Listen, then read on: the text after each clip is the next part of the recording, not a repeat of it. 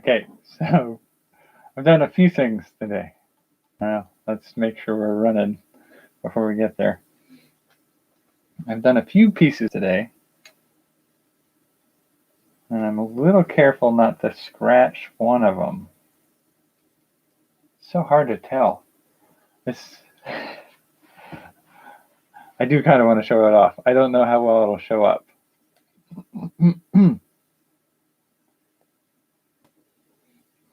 And, you know, goofing around with some of these things, I definitely learned a few things. So one of the things I'd been waiting to arrive so that I could do some stuff for one of my projects was, where is it?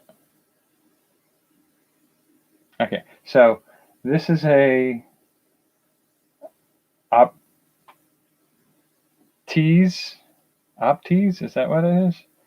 Invisible ink marker, premium quality.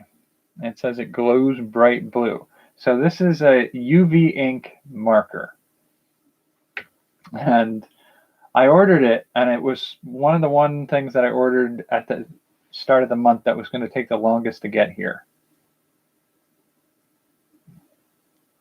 And so there was sort of like is it going to arrive? Is it going to get here in time? Am I going to be able to use it? I was I was a little uncertain the whole time. But it did arrive, and I got to play with it to find out some things. And then I think the other thing of import is we got these stupid things at work. I don't imagine they're particularly useful. So this is I don't know if you can see, safe and healthy. I don't know what's going on. Do I have an internet signal? Am I broadcasting? Yeah, I guess so. This is a safe and healthy UVC, so ultraviolet C frequency UV light. And it's supposed to sanitize the environment. Yeah, I keep seeing up in the right corner that the number of viewers is going up and down and up and down. So I don't know if we're dropping frames or losing anything. Hopefully not. But so this is a UVC light. And theoretically, this is supposed to kill bacteria and viruses by a certain time length of exposure. It runs off of 4 AAA batteries. So my faith that it actually does anything for viruses and bacteria is a little not sure whether or not I believe any of it. But it is a ultraviolet light, and it lets me use the ultraviolet ink really well, because I didn't order one of those little UV LED flashlights because they don't always work for the frequency of the UV ink. This is supposedly just a pretty good shot at it. The interesting thing is, and I don't know if like UVB, which is the more common LED, or UVA even, would have the same issues UVC does. And I think it probably would, because as I think about it, the question is, with glass,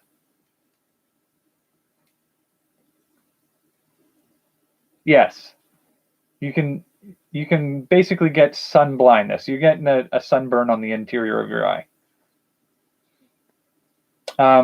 But this light, UV doesn't go through glass well. And so one of the things I found was I got this frame at work, and it is essentially 2 panes of glass. I don't know if I can catch the light just right so that you can start to see some of what I got on there. But the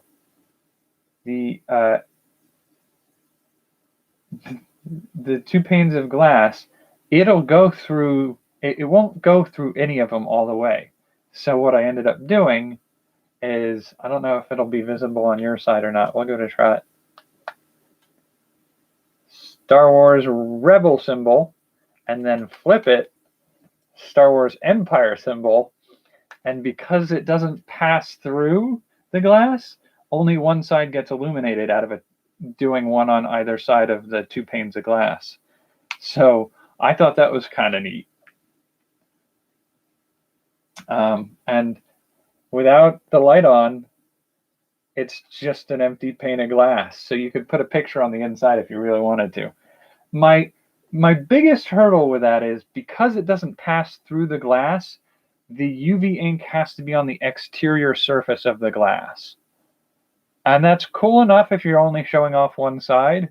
If I want to protect them so that they don't get scratched, that's a little more tricky because I can't put any protective layer over it. I can't put new glass or a sheet of plastic over it because I don't think this will pass through those well enough. I could try a thin sheet of polystyrene, I think. And maybe that would work. Because it's super thin, it might work. But I just thought that was, like, I tried to do an outline of Iron Man. I'll admit that was my first attempt. And the line is too thick. And then I tried to do the symbol for the Mandalorian. And again, the line that the marker puts down is too thick to get the detail right. And the thing that's hard is you're drawing with invisible ink. You have no way of knowing how badly you're doing until you hit it with the light afterwards. So what I did with this was I set it up. I took the glass out, and at first I tried to hold it against my screen to trace over an image on my screen, and I felt it move ever so slightly in the middle of doing the image. I went, oh, come on. So I actually took some Scotch tape, and I just taped the glass to the monitor and traced over that. I'm sure you could do it with paper too.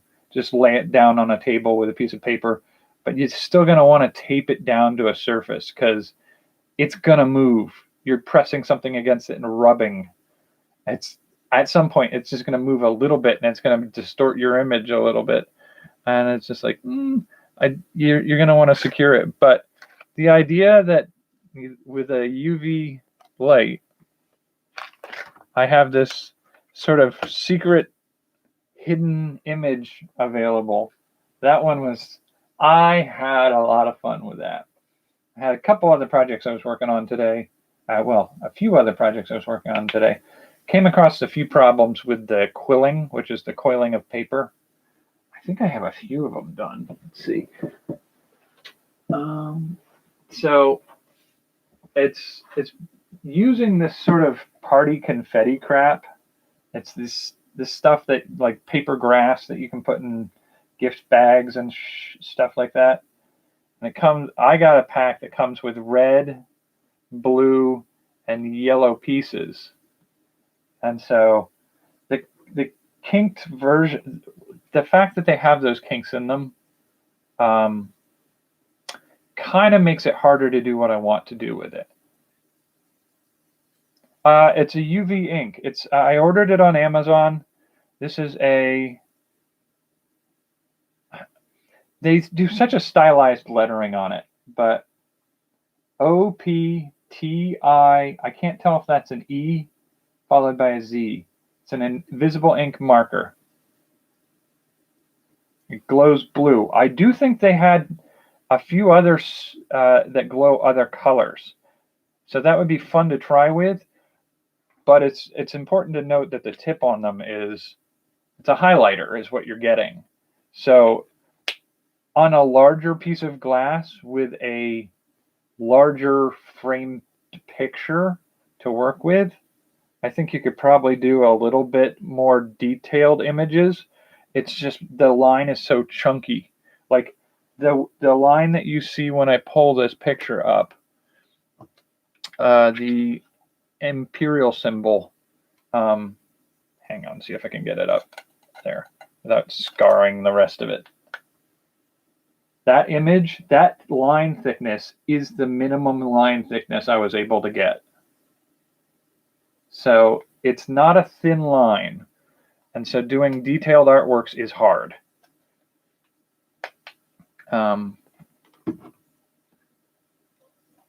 But it was kind of fun to get eventually to get an effective piece of artwork from it.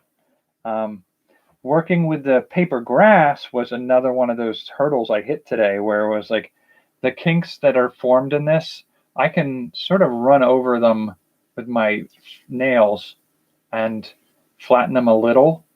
But when I try to coil up the paper, it's always going to have that natural tendency to kink right at that spot. And so it kind of doesn't do as well as I would like. I tried wetting some to see if it would soften that kink out, and then when it redries, dry in a flat form. Didn't quite work the way I wanted it to. So I wasted a lot of time wetting, laying out, and letting dry a bunch of these strips for not much of a result. And what paper quilling is these are awfully small. So I'm probably going to be playing with this later. But basically you make coils, and it doesn't show up well on camera because they're very small. So what you have is this coil that starts to spread out a little bit. I want to see if I can use another one that might be easier to see that with. So this is a little diamond, and you can kind of see the coiling in the middle. The camera's not going to pick it up at the resolution we got there. Or the focus length. So they basically have these little coils of paper that you're forming tiles to do like a mosaic with. And so these are very tiny pieces. So I'm going to be making a mosaic out of pieces about that size. That's a bit of a pain in the butt when I have to go coiling all of them and then pinch folding them into certain shapes. But I'll give that a go. So that was something I started with earlier today. But the other things I worked on today, I did some needle felting. So I made a little ghost. It seemed like the easiest thing to start trying for. And it's actually pretty solid. It's all felted wool. I think I would do some things differently, but I did see if I can find the actual extra pieces I wanted to show off some of my playing around. So I have these sheets of craft felt that I got from the dollar store, and I used the felting needles on them, and I can in fact felt them together. I felt it along the seam, and you can see where it's dragging the black one through to the green side, and if you were able to see the inside, you'd see the green fibers poking through the black side. So they're tangled together now. And I mean, it's craft felt, so you could probably just strain it enough that it would give along that seam. But I was rather impressed that I should be able to use some simple craft felts in order to felt together some objects. Now, the other thing I tried to do was felt a couple of cotton balls together, and that didn't work super well because the cotton balls are pretty dense to start with, and the needle doesn't like to go through them. And so it caused a little bit of a difficulty. But I did shred some cotton balls and stuffed it inside and rolled it up between the pieces of felt, and then I needle felted together this other side in one direction. So it's not dragging any of the black fibers up through the green, but it's weaving those or tangling those green fibers through the black so that they're held together. And it looks like if I ever want to put a seam together, so if I ever want to make a tube or some other shape, I could fill it with cotton and wrap it in crafts felt and then needle felt that seam together, and it should work. So that's a theoretical. I mean, the process of making something like this is you start with a ball of loose fibers. You bundle it together and you just puncture it over and over again. I think this was probably 2 hours of work. I think if I were better at it and had a little more practice and experience, I could do a little bit better, but it's never going to be a fast craft. Now, part of the reason I was looking at doing it some of the other ways, where I could take a shape like this and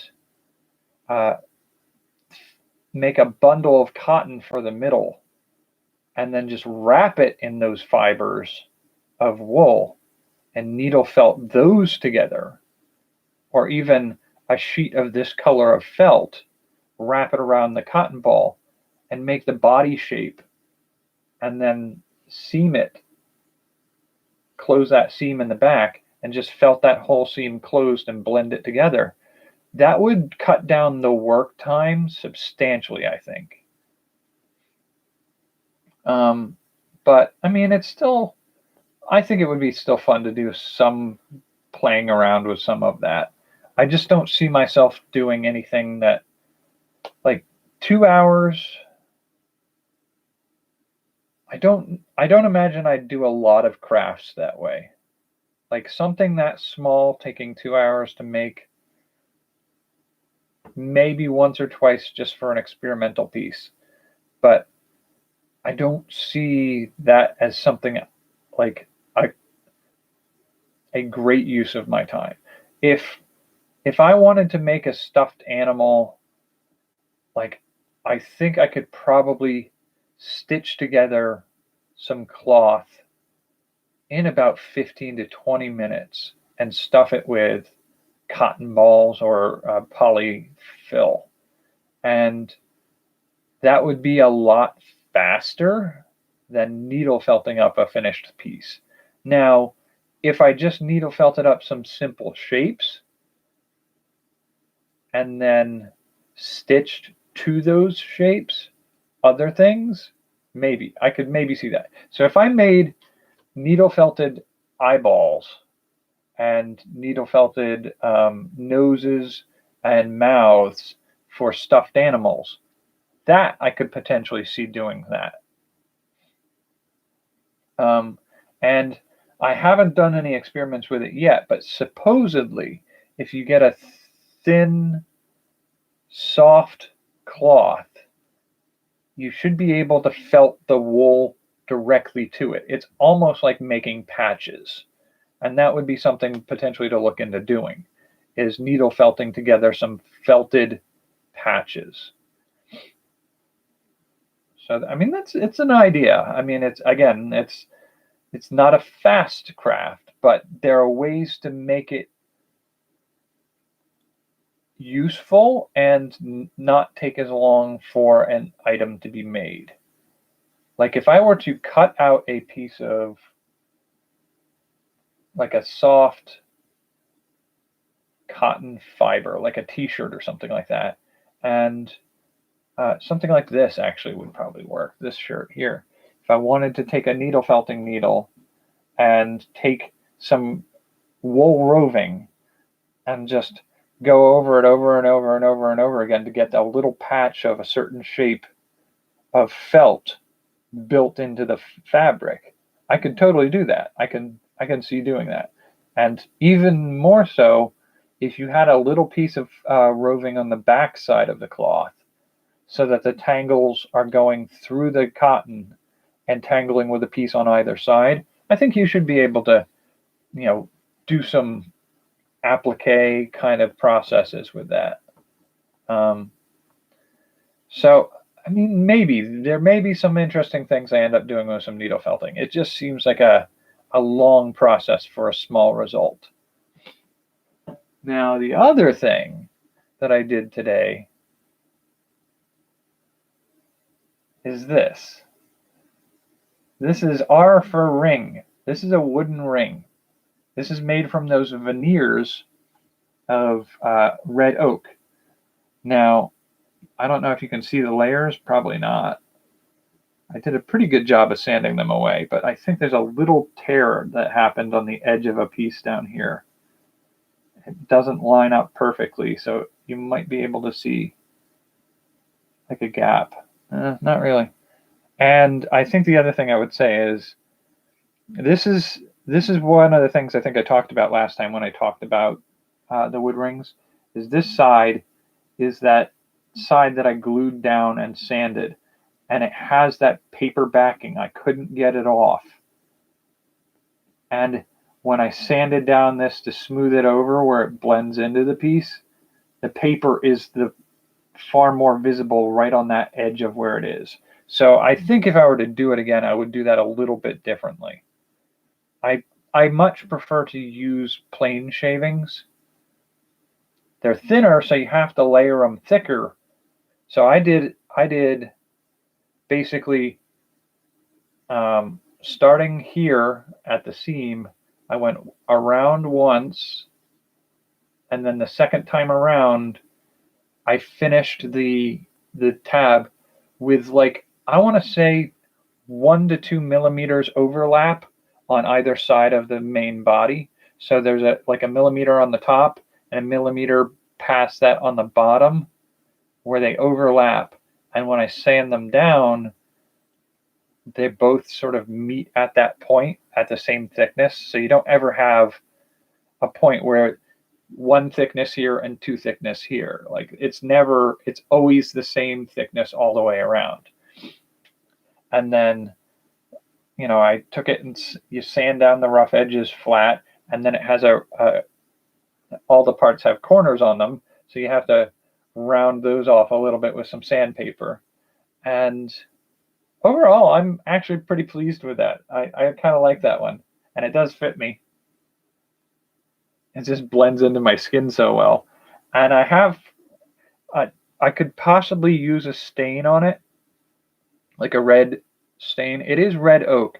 If I put a poly finish on it or something like that, or a lacquer finish of some kind, it may darken the grain a little bit. I could probably use an oil, like a linseed oil, and it may give it a little more pop. But the other option I also have for this is the ferric acetate. Now, here's the thing. This is a piece of the red oak that I used for the ring, and it has the same color. But I dipped the red oak in ferric acetate, and that gets that ebony finish. I think I talked about that once before. There is a caveat, though. That ebony finish requires the tannins in the wood that it reacts to. So the ferric acetate looks like an apple cider vinegar. And it smells like an apple cider vinegar because it's acetate. It's vinegar.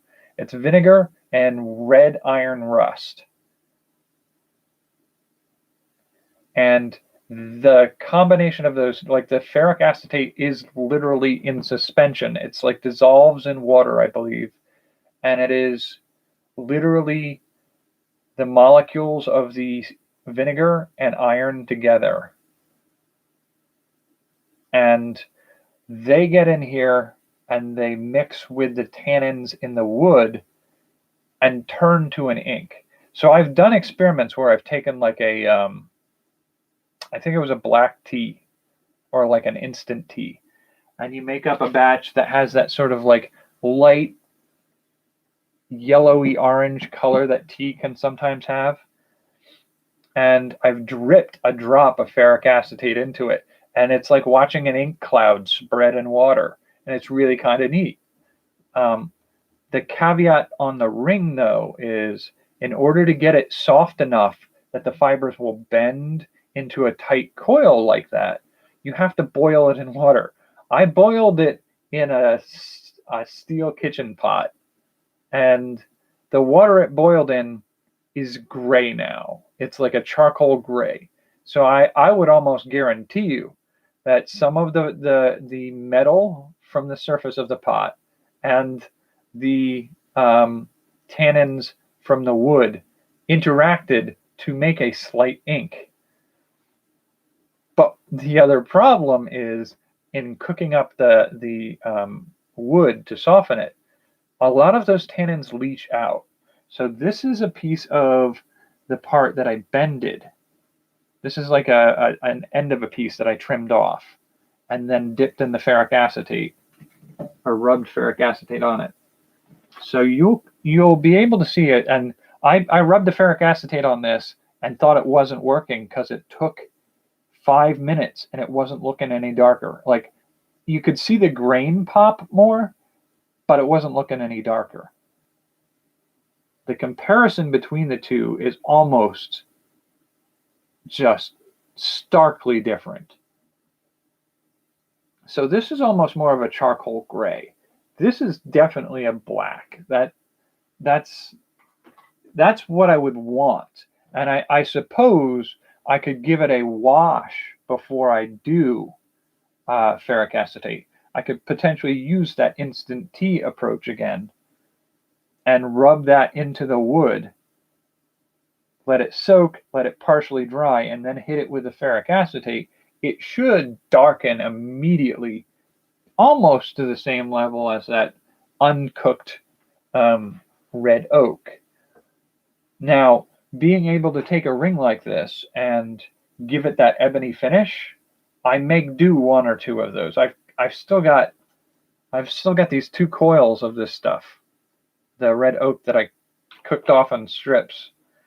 So I may just give them a little bit of like a tea, an instant tea, to give them the tannins it needs back in the wood, and then hit it with a little ferric acetate to get an ebony wood ring. And I'm thinking that's probably what I'm going to end up doing the inlay on. Is I think it would be really kind of neat to do an ebony wood ring and inlay a piece of metal into it. So I may do that. And we'll see how that goes. Part of what I also want to do with a project like that is I want to see if I can take a piece of it's probably going to end up being like an aluminum wire. You know, that plant wire that's a certain thickness around? I'd like to take a piece of that has like an anodized gold color, cut it clean, file it flat, and then dome the top of it, sort of like a rivet, and see if I can get a silver center, golden rim, rivet-shaped piece that I can set like a stone in the middle, and then take some thinner silver and gold wire. It's probably going to be like a gold-plated or gold-colored wire, thin wire, and like a nickel-plated silver wire, and use those to do inlays of lines that direct towards that rivet gemstone. I think that's what I'm going to try to do for the inlay, because that's what it is. You're inlaying wire and inlaying a stone into a wooden ring. I could probably do a couple of other things. I've thought about seeing if I can track down some like thin pieces of abalone shell or something like that, where I could flake off a piece and see if I can inlay a piece of that into a wood ring or something like that. I mean, if I were doing a bracelet, it would be a lot easier to do some inlays. And I might look at doing that. I mean, I bet you I could probably do something relatively easily with that. Using the same cooking the wood to soften it, to shape it. I bet you if I got, like, you ever see those long tongue depressor craft sticks that they have? I'm wondering if I cooked that up, if I boiled that in water long enough, would I be able to shape that around in like a bracelet? That might be a hard bend to make work, but it might be worth giving a try.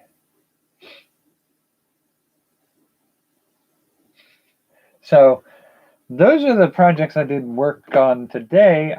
I'm trying to get enough ahead because I know I won't be able to do much tomorrow. I'm working a late shift tomorrow, and so I won't get much done, if anything. And I'm trying to set it up so that days where I'm busy at work, I actually get, I try to leave myself some of the easier projects to work on for those days. Because I knew going into today that the needle felting and some of the other things that I've played with over the last week, some of those I did on days where I wasn't working, because I knew you're talking hours of work. I mean, even the UV ink thing, which seems simple and straightforward, I think that was probably at least 45 minutes worth of work to get everything right and go through the mistake process and try again. And that's the other thing is, if you're doing the UV ink thing and you make a mistake, it's an alcohol-based ink. So it's likely to be permanent, like a permanent marker on most surfaces. If you're going to do it on a porous surface, it's pretty much guaranteed you're never going to get it out. But if you do it on a glass or a metal, it'll be relatively permanent. You should be able to rub your finger across it after it's done, and it shouldn't flake off or rub off. But if you need to remove it and start over, and that's part of what you can see with the glass, is there is a little bit of a hint of all around UV on it, because I had to do some wipe clean multiple times during the process. So I take some rubbing alcohol and a cotton ball and rub it off, and it erases it. It leaves a little bit of a residue of UV ink on the outside. But other than that, I've been relatively impressed with how that works. Originally I was hoping to do stacked layers of glass with different depths of an image. It's just not going to work because it doesn't pass through glass. So anything I do would have to be something you can do with a highlighter marker, all on one level. I might get some other ones of different colors and do multiple colors. I believe there's like a red, there might be a yellow, get a blue. I don't think there's a white, but I mean, at that point, if I'm working on a piece that's going to be UV art like that, I probably won't end up doing it on glass. And at that point, I could probably set up a white background to start with, and use the red, yellow, and blue colors to make. And white paper, depending on the paper, can oftentimes light up under UV light. I'm trying to think, do I have any white paper I could test that with? This is sort of a white paper. What is this? Oh, wow. What is that from, and what the heck was I doing? Anyway.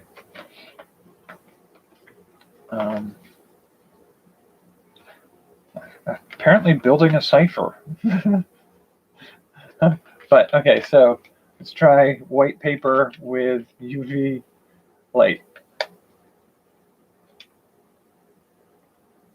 It sort of lights up. It sort of hits a little bit of a glow. It's not like super bright, but I feel like if you wanted to get a white color, there are ways to do the white. The hard one's to get the black color.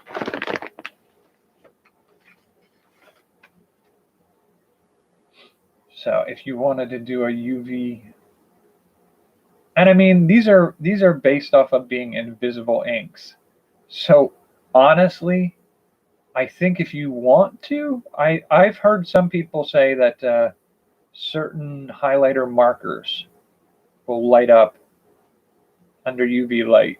So if you just took some highlighters, if you don't mind that it's visible when it's not being lit by a black light, then just use highlighters. But that does bring a question to my mind.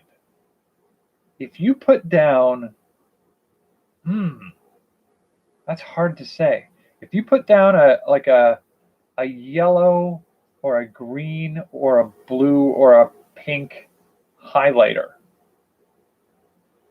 So let's say you put down a pink highlighter, totally visible under normal light, and then went over it in this blue invisible ink and hit it with a UV light, would it be purple? I don't know. That is an experiment I should have to do in the future, I guess. Or you can do the experiment on your own channel if you want to start a channel to do weird experiments. I should look into seeing what I can do with that.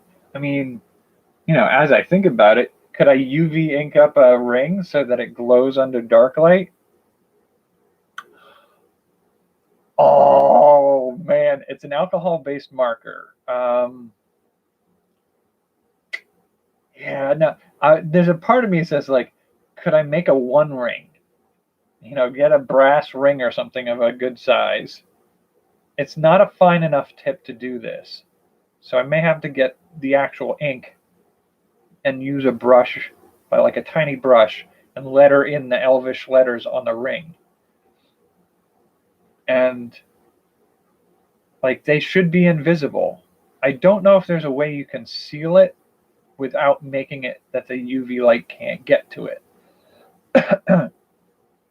But if you hit it with a UV light and it glows like the one ring from Lord of the Rings, oh, that would be pretty sweet. That would be pretty cool.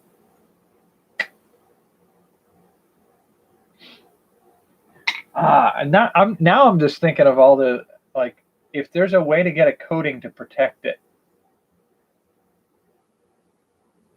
but make a bunch of simple pieces of jewelry and very fine detail on them.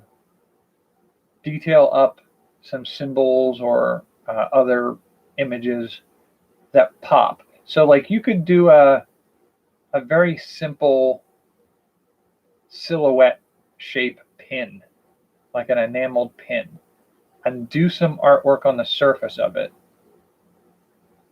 that makes it look like it's done with filigree.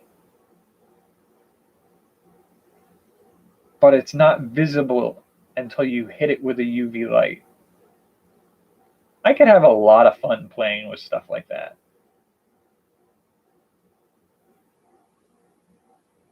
There's room to play in that. We're almost at 40 minutes. I've got to see if I can eat something tonight and then maybe fiddle around with one or two more projects.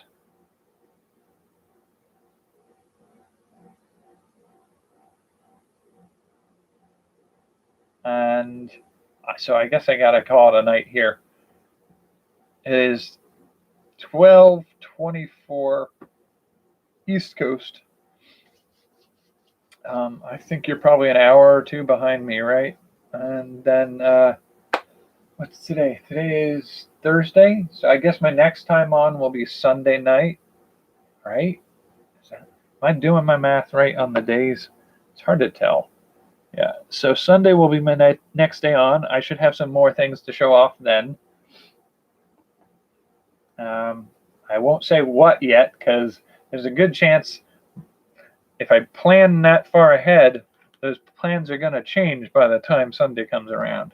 So I won't get anybody's hopes up about what'll be on next time. But I should have at least a few projects to show off next time. How many are we in now? Oh, and the other thing I really need to figure out is if I can get my printer up and running. Because there are a few things that would be so much easier if I could print out some things. And I don't want to have to go down to like a Staples or an office supply store and have them print off a PDF for me for $2 or something like that. It doesn't seem worth it. Oh, the knife is going to be a hard one. Knife is going to be hard. I need to see if I can find the stock material. I need to use, like, usually I would use like an old saw blade, but I don't have any old saw blades. Never done this before, so it's usually recommended you start with something like an old dull table saw blade. I don't have one though. I could probably ask on the Makerspace website if anybody has an old saw blade they don't mind me playing around with. Get a lot of woodworkers in there. Still got a lot more to go. All right. I will catch you on the Sunday. For now, stay safe, take care, and have a good night.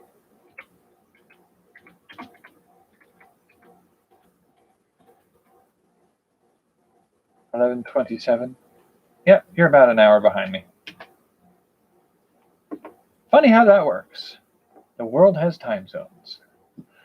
And I always struggle with the fact that not everybody's on the same time frame. I mean, I know it intellectually, but I think I've sent a couple messages to some of my friends in other countries and not realized there's a 16-hour time gap.